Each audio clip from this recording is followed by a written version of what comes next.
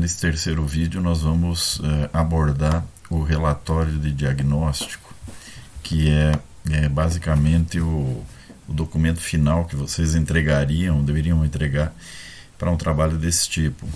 Então aqui no documento da URGS, né, o 015, Gestão e Planejamento de UPAs, nós temos um roteiro de diagnóstico, tá, na página 100 em diante, que ela é basicamente simples e nós vamos dar uma olhada nele.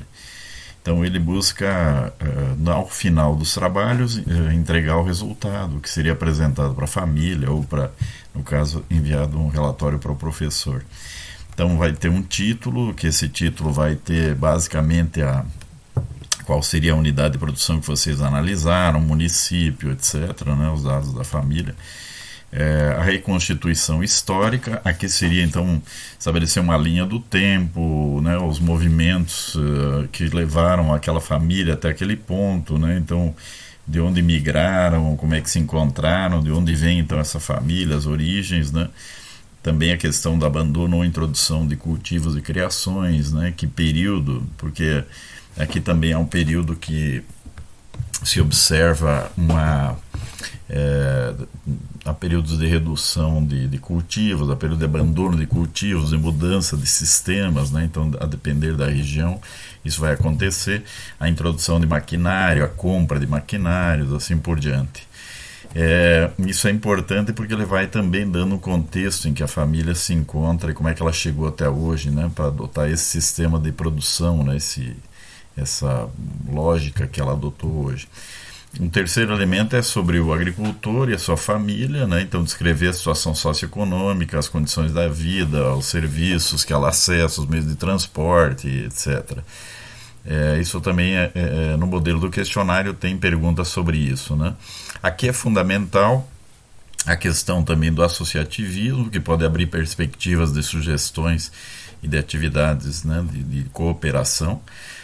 Também a visão da família sobre os seus objetivos, perspectiva futura, o que eles querem, né? Se estão animados, se não estão, se tem perspectiva de sequência, né, de sucessão familiar, ou se é uma família que está, né, os filhos foram embora e sobra só o pessoal mais velho. Então assim, tem que ter uma clareza a respeito do futuro dessa unidade.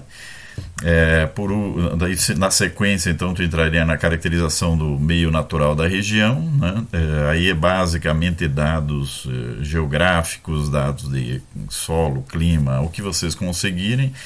Em geral, aqui a gente busca ter bastante informação. Para o trabalho de vocês pode ser uma coisa mais introdutória, né?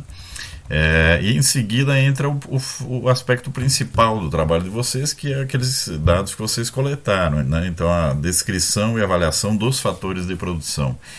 Então aqui vai ter os três elementos da terra, trabalho e capital sendo analisados, né? Então na terra, a superfície total, a superfície agrícola utilizada, né, o útil, a situação fundiária, que seria em relação à posse e propriedade da terra, valor da terra, localização, etc.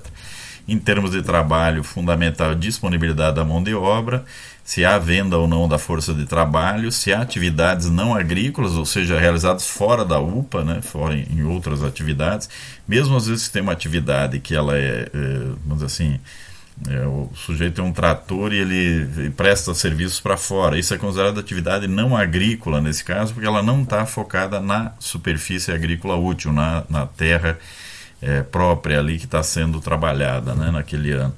Então, nesse caso, ela é contada como atividade não agrícola. E também aqui se fazem relações analisando os fatores de a terra, né, utilizada em relação à quantidade de trabalho disponível mensurado em UTH. E no capital, os equipamentos e instalações disponíveis, que entra aqui uma parte que nós já comentamos, né, que vão ser úteis para a questão da depreciação, etc. Mas eles também são importantes porque algumas vezes podem acontecer casos de fatores de produção subutilizados, né, ou fatores de produção que são limitantes e que poderiam ser analisados nesse caso. Também verificar a questão dos financiamentos, endividamento, etc., né? Ainda que seja uma informação sensível, que nem todo agricultor queira estar passando essa informação. Bom, por último, né, a caracterização e avaliação do sistema de produção é a última parte descritiva, né? Depois entraria na parte de análise. Então, nessa parte, vocês vão tentar descrever de uma forma o mais clara possível, né, que tipo de produção é implementada na UPA. Então, pode ser usado croquis, né, representações esquemáticas, desenhos, né, fotos, pode usar o Google Earth ou fotos aéreas, etc., que conseguirem. Aqui é importante também, sempre nessa parte, tirar fotos, né, que coloquem situações, exemplifiquem situações típicas dessa unidade, que é importante para quem está analisando, que não tem a presença física no local, poder compreender, tá? Mas voltando aqui então um pouco, ainda tem a questão dos tipos de cultivo, tipo de criação, né, sistemas que se utiliza. Aqui é importante a questão fundamental, a questão do que a gente chama do itinerário técnico, né? O itinerário técnico são aquelas atividades que tem na UPA, as principais, né? Não todas, porque seriam demasiado, mas as principais, 2 ou 3 principais, é uma descrição detalhada do passo a passo que o agricultor faz, dos indicadores técnicos que ele usa naquele tipo de atividade, seja ela uma cultura, uma criação. Esse fator é importante para depois, se for fazer uma análise de viabilidade, alguma sugestão de melhoria, né, que poderia ser confrontada com o que é o ideal, ou o que é recomendado e o que se faz de fato nessa UPA.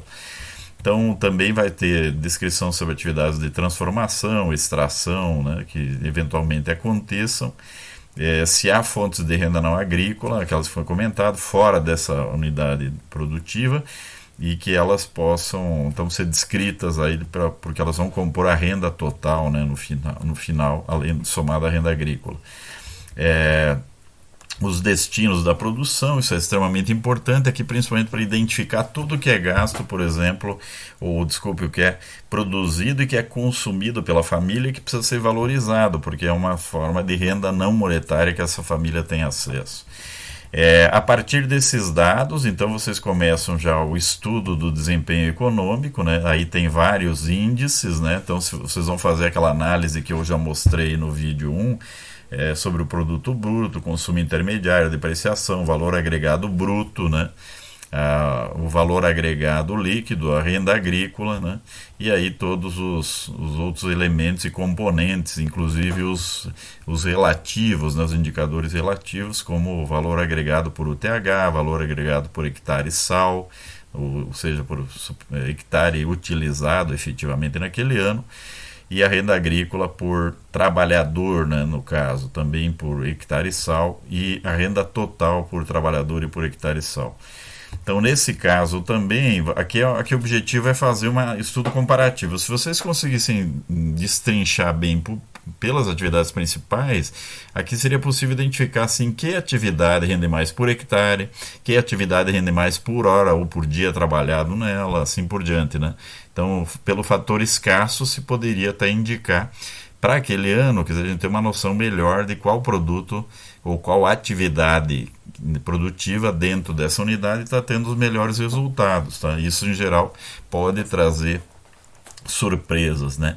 Nem sempre o item que você tem a maior renda, ele é o que tem o melhor resultado, tá? Ele pode ter maior renda porque ocupa o maior espaço, maior espaço físico, né, em termos de hectares, mas não necessariamente é a maior renda por hectare de superfície utilizada, devido às variações aí de utilização. Aí no final se faria então essa avaliação crítica global e também uma recomendação de proposições de melhorias, etc.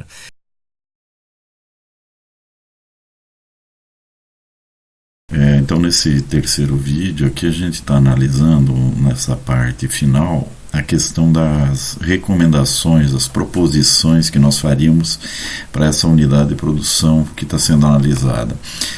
Aqui o foco também, só para chamar a atenção de vocês, não é que vocês necessariamente têm que desenvolver algo muito aprofundado, mas o certo é vocês fazerem um exercício e me encaminhar o exercício com esses elementos que vocês estão visualizando.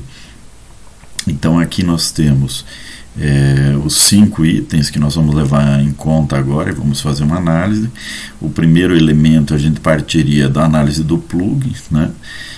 Então, aqui nós podemos ver que ele considera 3 estilos de agricultura, né? Os estilos de agricultura capitalista, empresarial e agricultura camponesa.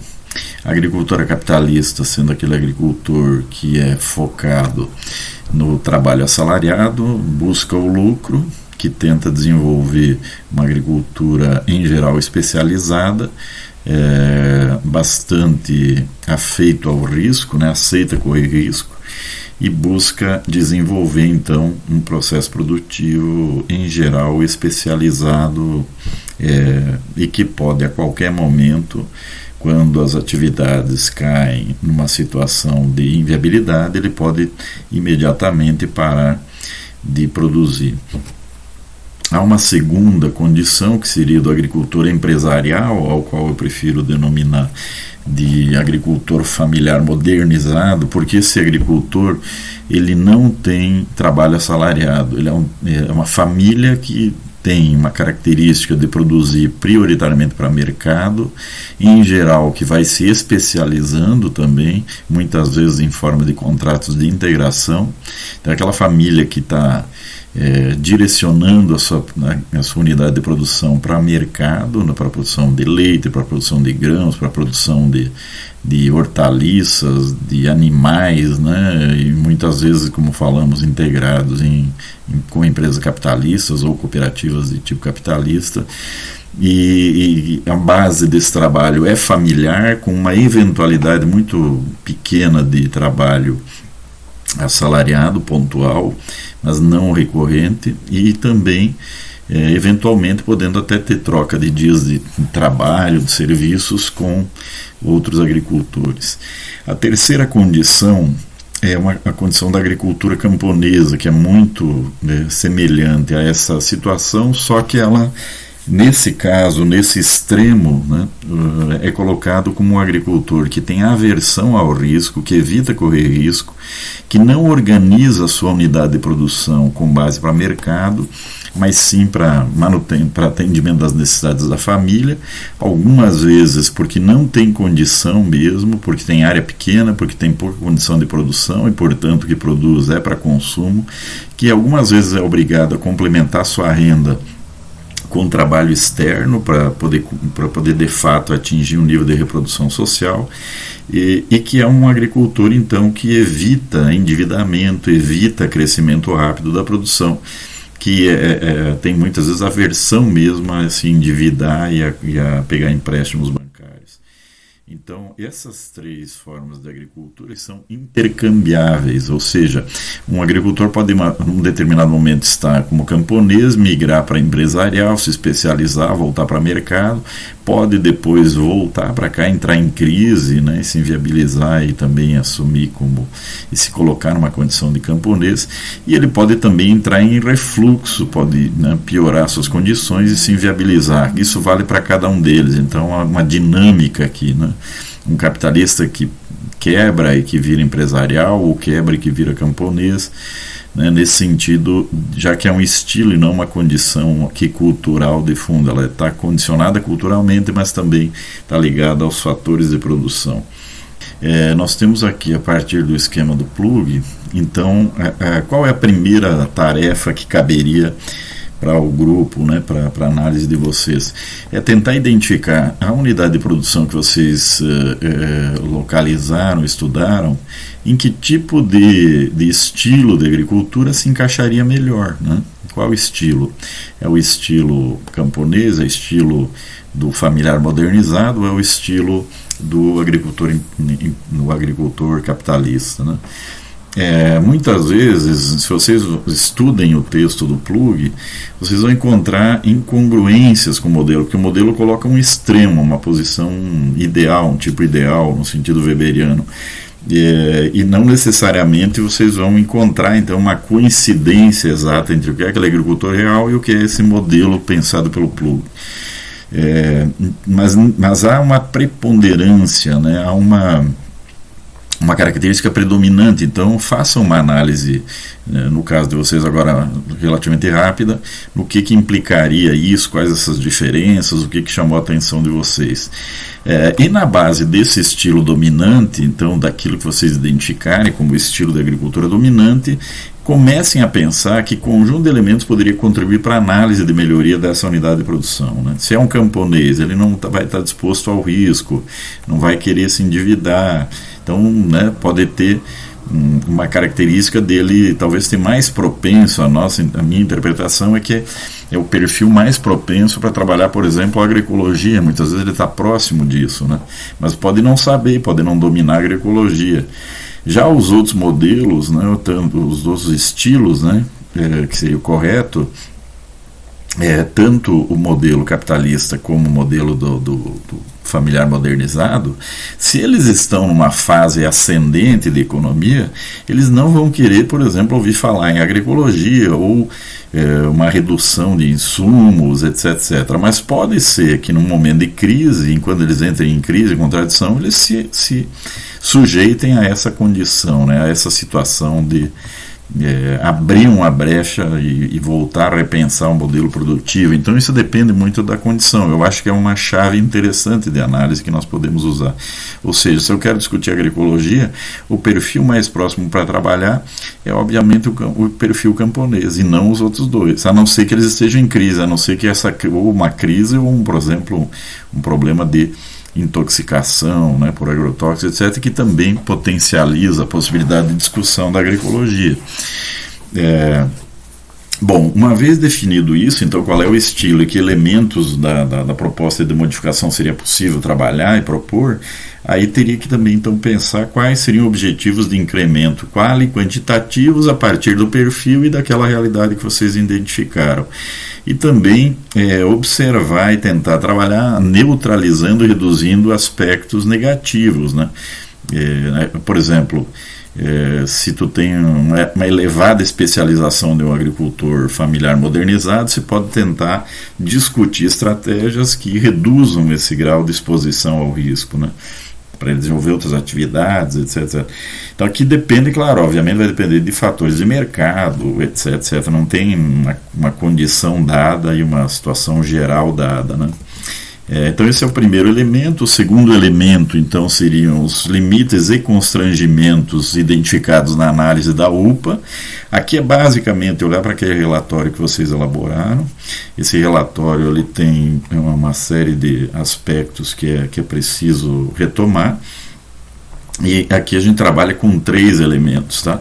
O elemento terra, o elemento capital e o elemento trabalho, tá?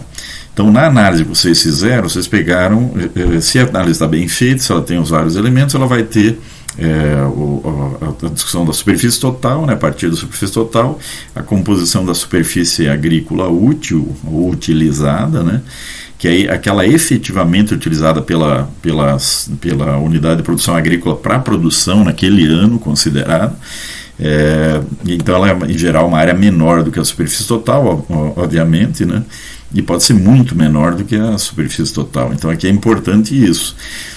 Nesse sentido, vocês vão ter vários elementos, por exemplo, de produtividade da terra, quanto gerou de produção, quanto tem de renda que gerou nessas áreas, né, por hectare sal, por exemplo, por hectare de área cultivada.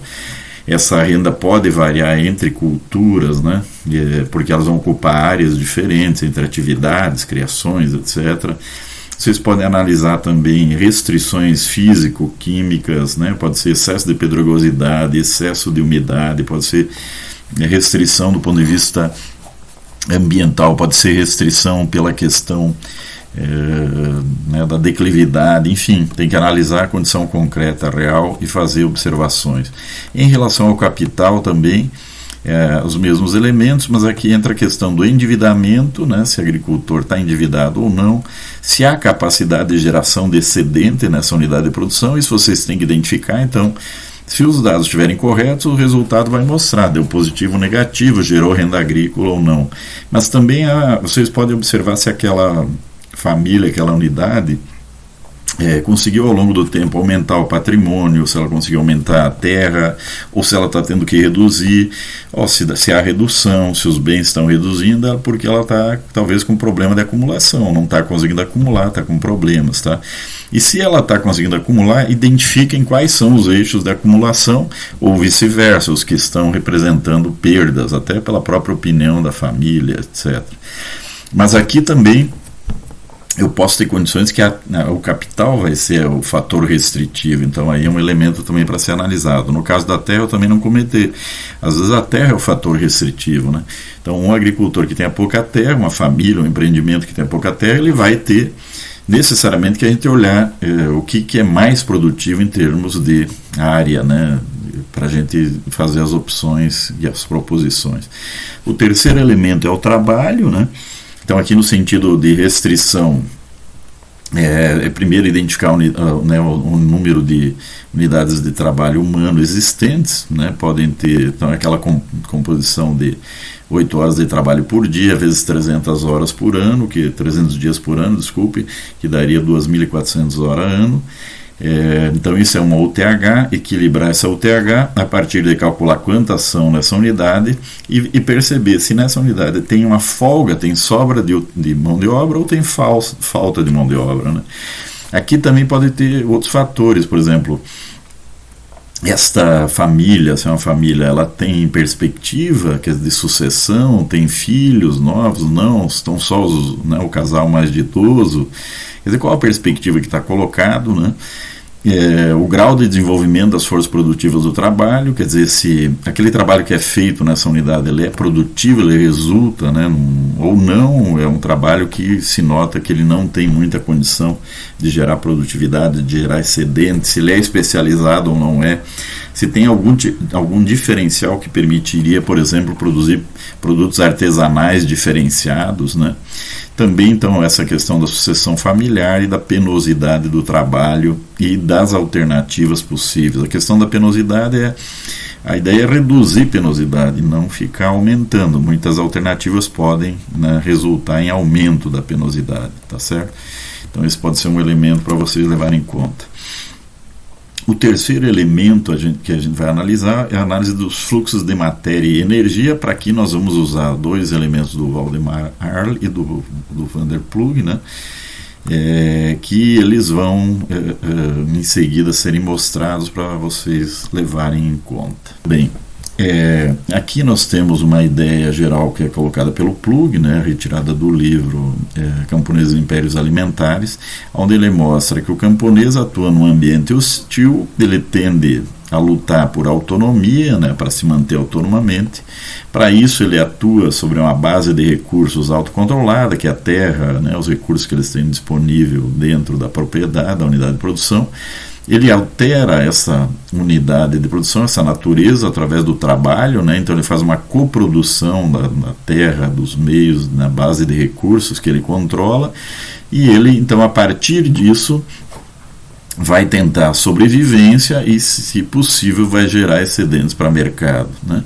Muitas vezes, para se desenvolver, ele vai necessitar da cooperação com outros agricultores para poder evoluir e se manter.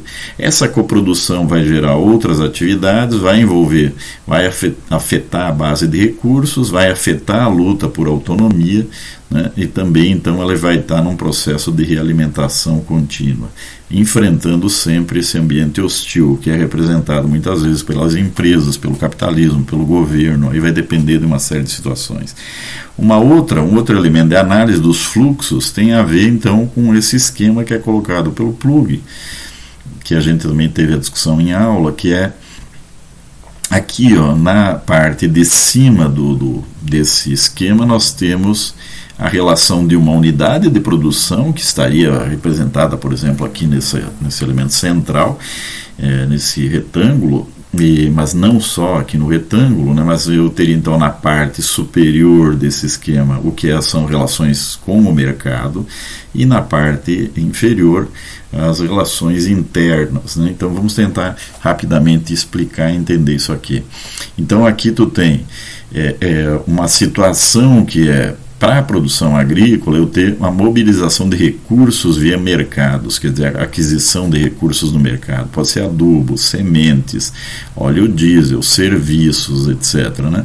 Isso aqui passam por um processo de produção, né, pelo trabalho da família, ou enfim, de quem estiver aqui nessa unidade, pode ser trabalho assalariado, se for o capitalista. Eu tenho uma conversão desses recursos e mais os recursos de trabalho em produtos. Esses produtos são transformados em parte deles em produção comercializável. Parte do processo resulta em perdas e emissões, né? Perdas de adubo, perdas de materiais, perdas de solo, perdas de trabalho, etc. Então, uma parte disso é uma produção comercializável, que vai para o mercado e é comercializada no mercado. Aqui varia preços, aqui varia as condições, varia a estrutura de mercado, etc., assim como aqui. Nesse lado de cima, nós temos o que se chama de fluxos de mercadorias. Tá? Então, eu tenho mercadorias que entram no processo e mercadorias que são produzidas e tentam entrar no mercado. Muitas vezes o agricultor não consegue, ou consegue a um preço deficitário. Este equilíbrio é fundamental entre entrada e saída, porque se entrar demais aqui e não produzir o suficiente, eu tenho um desequilíbrio que pode levar à quebra dessa unidade.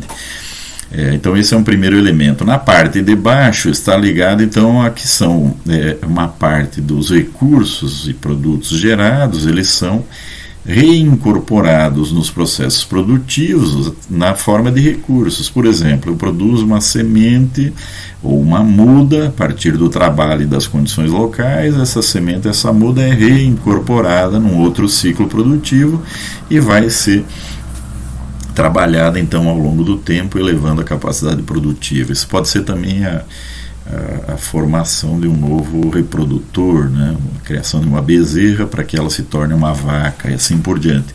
Esse ciclo de baixo é um fluxo de não mercadorias, ou seja, aqui são recursos que são gerados e regerados, né, em ciclos, e que eles envolvem basicamente o que é a base de recursos, a terra, a natureza, o trabalho, e não necessariamente envolve recursos de mercado.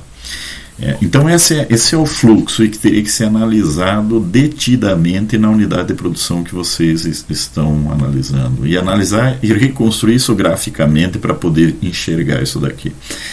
Esse gráfico então é trabalhado pelo Plug.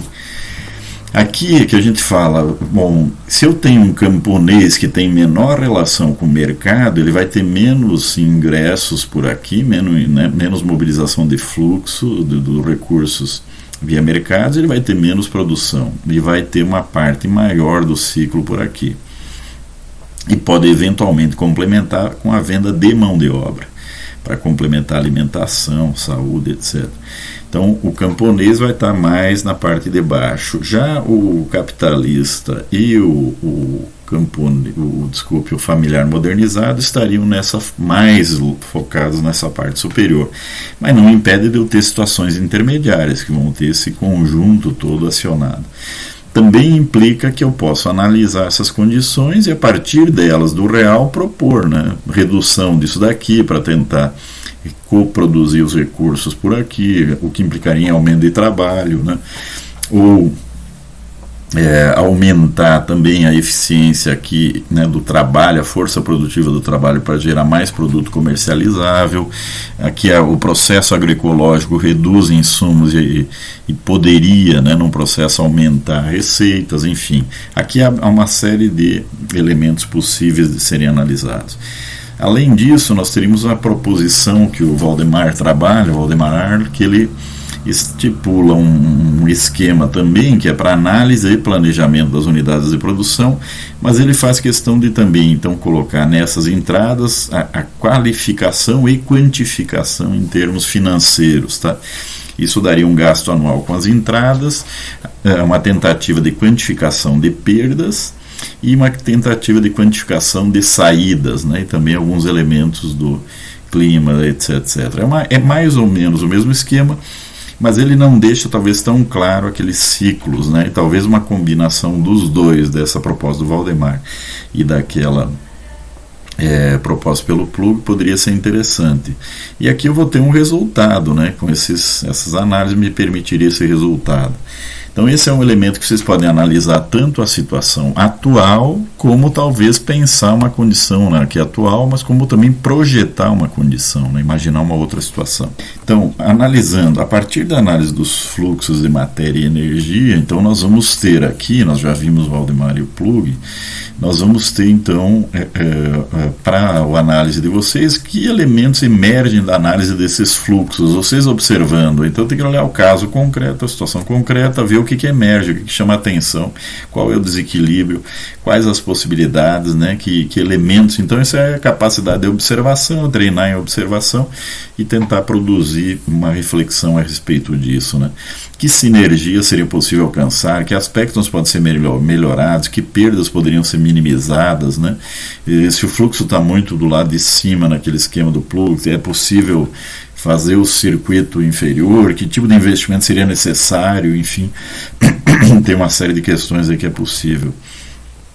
E também, então, se poderia montar um esquema comparativo de um fluxo atual e de um fluxo projetado pelo grupo, levando em conta o conjunto de fatores analisados. Então, isso encerraria esse terceiro ponto, e a gente iria para o quarto ponto. O quarto ponto ele transita em torno dos objetivos da família. Então, os objetivos da família, eles podem ser de ordem qualitativa ou quantitativa. Aqui, qual que é a ideia? Tem várias perguntas lá no questionário que vocês fizeram que também remetem para isso aqui. Então isso é fundamental. Se eu tenho uma família que ela está em fim de ciclo, os filhos foram embora, está o casal, ou, né, não tem uma perspectiva, pode ser que o pessoal está numa ideia de ir reduzindo atividades da unidade de produção. Vai se desmobilizar, vai ser vendida, vai ser inviabilizada. Há outros casos que não. Então, qual é o objetivo dessa família? O que elas estão pensando? Elas querem melhorar de vida? Eles estão dispostos a trabalhar mais? Eles não têm? Eles querem... Então, assim, tem que compreender isso, dialogar isso, e daí a gente poderia ter propostas, né? Então, propostas mais adequadas. Então, objetivos de vida, né? O que eles querem? Não, eu quero ir para a cidade, esse é o problema. Não quero que meus filhos continuem aqui. Bom, é um tipo de objetivo. E aí afeta a decisão. Os objetivos de sucessão, né, se existem ou não, né, às vezes pode ter mais filhos, pode ter uma disputa de sucessão, pode ter bloqueios, pode ter diferenças entre os objetivos dos pais e dos filhos que irão suceder, muito comum, tá? Então isso aqui vocês teriam que observar. Os objetivos de melhoria almejados pela família mais imediatos, né, que não seriam objetivos de vida, mas objetivos mais imediatos, também levar em conta. E a ideia de quantificar, né, o que está qualificado acima. Então qual é a renda almejada, né?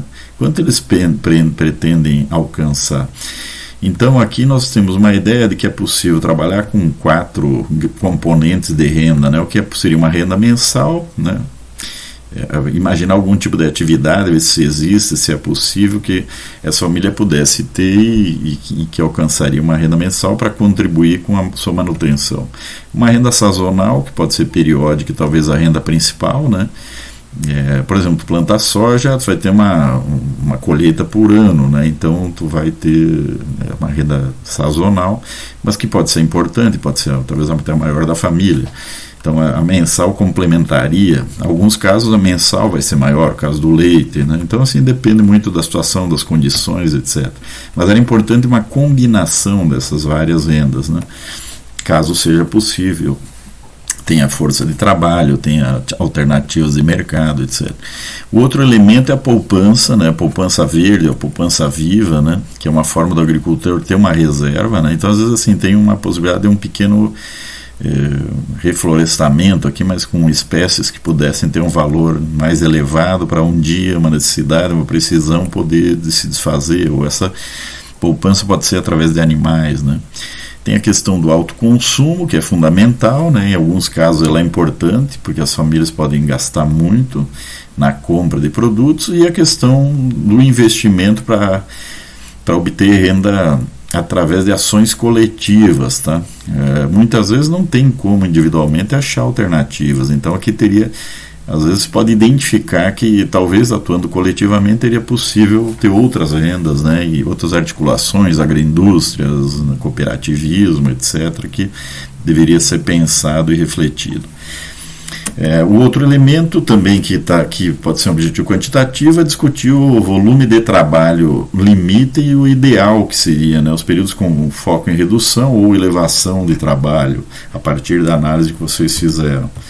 E por último, seria produzir uma espécie de uma síntese geral através de uma análise fofa, né? A análise fofa é um quadro que ele trabalha então as forças e as fraquezas internas e as oportunidades e ameaças externas daquela unidade de produção. Então tu analisa os aspectos internos, as fortalezas e as fraquezas, as forças e fraquezas, e tu pega os aspectos externos com as oportunidades e ameaças. Então faz 4 quadrantes, uma espécie de uma tabela com 4 quadrantes, e é onde tu vai então colocar esses 4 elementos, tentando descrever e juntar tudo aquilo que já foi visto anteriormente.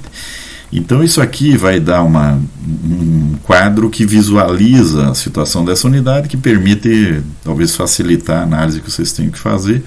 Então, a partir dessa análise, propor um conjunto de estratégias ofensivas ou defensivas, ou as duas, né? Obviamente, em geral, as duas.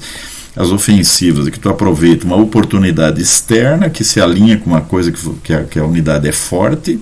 Então, vamos dizer, o agricultor tem uma propensão a orgânico e tem uma demanda forte de orgânicos na região. Então, poderia ser alinha uma coisa com a outra. E defensiva seria a ideia de neutralizar uma ameaça externa que vai bater bem num ponto que tu é fraco dentro da unidade de produção, que é aquela unidade de produção que vocês analisaram, ela é débil, ela é fraca. Então, nesse caso, aí se recomenda uma estratégia defensiva. O que aquela unidade deveria fazer para tentar neutralizar um risco que vem para ela? Tá certo? Então, aí seriam as... Com esses elementos todos, vocês poderiam produzir então na parte final do relatório, um elemento então com esses itens aqui, e aí pensar então as propostas de melhoria para essa UPA, tá? Com isso aqui, obviamente, veja, não estou colocando para vocês fazer isso tudo agora aprofundadamente, mas esse guia, esse roteiro dá uma pista para vocês trabalharem futuramente e poder desenvolver aí atividades, né, na vida profissional de vocês. Pode ser uma boa referência, um bom ponto de início. Bom trabalho.